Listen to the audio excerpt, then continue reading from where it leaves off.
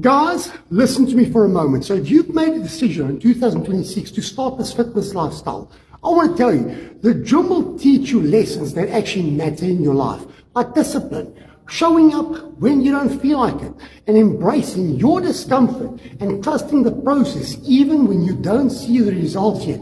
And sometimes that's difficult. You know, I've learned in my life that when you take your faith and your fitness seriously, everything else in your life starts to align. Now, think about this. It's January 1st, 2027, and you run into an old friend. They look at you and they say, wow, you seem different. What happened?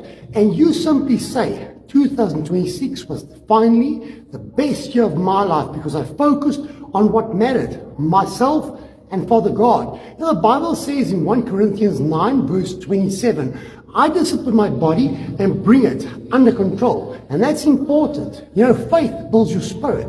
Fitness builds your discipline. And discipline builds your future that you are looking for in 2026. Guys, have a great week. Stay strong, stay faithful, committed, and may Father God bless you in overflow. Catch up again with you guys tomorrow.